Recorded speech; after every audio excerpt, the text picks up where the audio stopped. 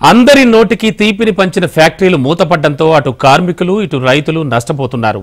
Nizam sugars పునఃప్రారంభానికి Telangana ప్రభుత్వం కసరత్తు చేస్తోంది.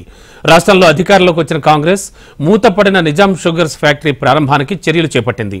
ఇందులో భాగంగా 2 మంత్రులు, ఎమ్మెల్యేలు, ఉన్నత శాఖ అధికారులతో కమిటీ వేసింది ప్రభుత్వం. ఈ విషయాన్ని బోధన్ ఎమ్మెల్యే సుదర్శన్ రెడ్డి ఇటీవల ఓ కార్యక్రమంలో వెల్లడించారు కూడా. ఈ ఫ్యాక్టరీ పునఃప్రారంభానికి క్షేత్రస్థాయిలో స్థితిగతులు పరిశీలించి 2 నెలల్లో సమగ్ర నివేదిక ఇవ్వాలని ఆ జీవోలో పేర్కొంది సర్కార్.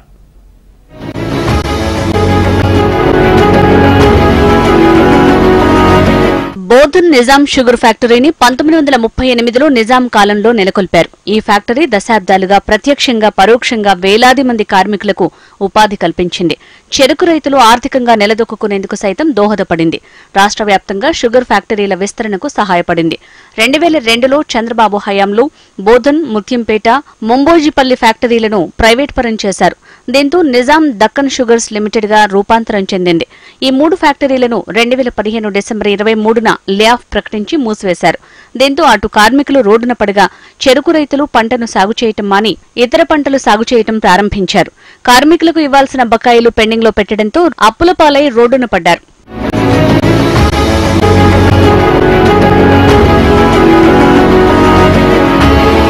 అధికారంలోకి వస్తే 100 రోజుల్లోనే నిజాం షుగర్ ఫ్యాక్టరీని తెరిపిస్తామని తెలంగాణ ఉద్యమ సమయంలో కేసీఆర్ చెప్పారు. అధికారంలో 10 ఏళ్ల పాటు కొనసాగిన నిజాం షుగర్ ఫ్యాక్టరీ మాటను ఎక్కడా ఎత్తలేదు.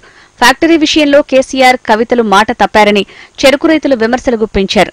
తాజాగా అధికారంలోకి వచ్చిన కాంగ్రెస్ పార్టీ నిజాం షుగర్ ఫ్యాక్టరీని తెరిపిస్తామని అసెంబ్లీ ఎన్నికల సమయంలో హామీ ఇచ్చింది. ఈ క్రమంలోనే ఫ్యాక్టరీల పునఃప్రారంభానికి కమిటీ ఏర్పాటు చేసి తొలి అడుగు వేసిందని చెప్పొచ్చు. గత నెల 12న కమిటీ ఏర్పాటు చేస్తూ రాష్ట్ర ప్రభుత్వం జీవో జారీ చేసింది. దీంతో కార్మికులు, చెరకు రైతుల్లో మళ్లీ ఆశలు చిగురించాయి. వీలైనంత త్వరగా షుగర్ ఫ్యాక్టరీని పునఃప్రారంభించాలని, ఈ విషయంలో తాత్సారం చేయొద్దని రైతులు కోరుతున్నారు. రైతు కుటుంబాలు, కార్మిక కుటుంబాలు, మిగతా ఇతరత్ర జీవనాధారంకి మూలమైన షుగర్ ఫ్యాక్టరీని ఇమీడియట్గా తెరిపించాలి. మరి ఉద్యోగ అవకాశాలు కల్పించాలి. ఇవాళ యువత అంతా రోడ్ల మీద తిరుగుతూ ఉన్నారు. ఉద్యోగాల గురించి టీఎస్పీఎస్ అంటున్నారు.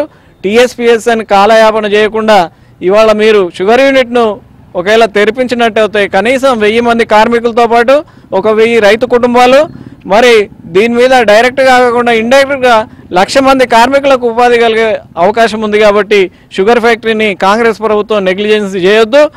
కాంగ్రెస్ ప్రభుత్వం ఏర్పాటు చేసిన కమిటీ కాలయాపన చేయకుండా వెంటనే ప్రభుత్వానికి నివేదిక ఇవ్వాలని స్థానికులు కోరుతున్నారు.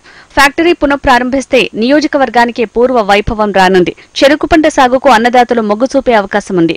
ఫ్యాక్టరీ పునఃప్రారంభంతో కేవలం రైతులే కాక కార్మికులకు సైతం లబ్ధి చేకూరనుంది. నిజాం షుగర్ ఫ్యాక్టరీ విషయంలో ప్రభుత్వం తీసుకున్న నిర్ణయంపై అక్కడి రైతుల భవిష్యత్తు ఆధారపడి ఉంది.